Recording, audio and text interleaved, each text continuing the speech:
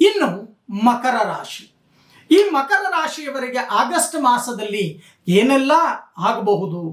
ಧನಭಾವದಲ್ಲಿ ರಾಹು, ಅಧರ್ಮಕಾರಕನಾಗಿರ್ತಕ್ಕಂಥ ರಾಹು, ಅಧರ್ಮದಿಂದ ಹಣವನ್ನು ಸಂಪಾದನೆಯನ್ನ ಮಾಡಲಿಕ್ಕೆ ಮುಂದಾಗ್ತೀರಾ. ಆದರೆ ಎಚ್ಚರಿಕೆ ವಹಿಸಿ, ಮೋಸ, ದಗ, ವಂಚನೆಯಿಂದ ಹಣವನ್ನು ಸಂಪಾದನೆಯನ್ನ ಮಾಡಬೇಡಿ.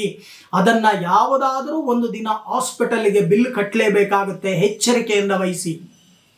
ಯಾಕೆ ಈ ಮಾತನ್ನು ನಾನು ಹೇಳ್ತಾ ಇದ್ದೀನಿ ಅಂದರೆ, ಇದು ಅನುಭವದ ಮಾತು.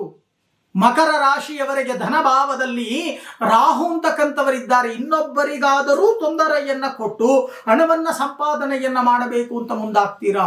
ಆ ರೀತಿ ಮಾಡಬೇಡಿ. ಸ್ವಲ್ಪ ನ್ಯಾಯಸಮ್ಮತವಾಗಿ ಸಂಪಾದನೆಯನ್ನು ಮಾಡ್ತಕ್ಕಂಥ ಕೆಲಸವನ್ನು ಮಾಡಿ.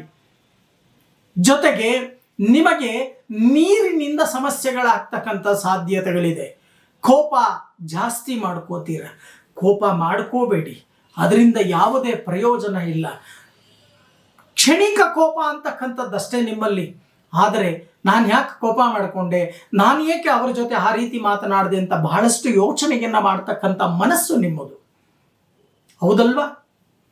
ಅದಕ್ಕೆ ದೊಡ್ಡವರು ಹೇಳೋದು, ಮನಸ್ಸನ್ನ ಹಿಡಿತದಲ್ಲಿ ಇಟ್ಕೋಬೇಕಂತೆ.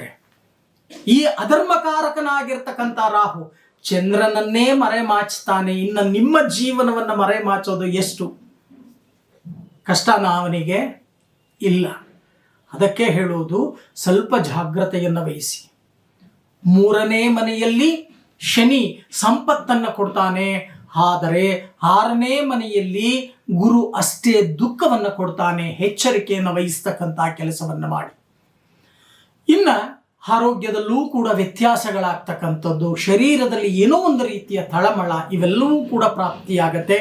ಈ ಮಾಸದಲ್ಲಿ ನೀವು ಮಾಡಬೇಕಾಗಿರ್ತಕ್ಕಂಥ ಒಂದು ಪರಿಹಾರ, ದಕ್ಷಿಣಾಭಿಮುಖವಾಗಿರ್ತಕ್ಕಂಥ ಆಂಜನೇಯನಿಗೆ ಪ್ರತಿನಿತ್ಯ ನಾಟಿ ತುಳಸಿಯನ್ನು ಹೃದಯ ಭಾಗಕ್ಕೆ ಅರ್ಪಣೆಯನ್ನು ಮಾಡಿ ಸಿಂಧೂರ ಧಾರಣೆಯನ್ನು ಮಾಡಿಕೊಳ್ತಕ್ಕಂಥ ಕೆಲಸವನ್ನು ಮಾಡಿ.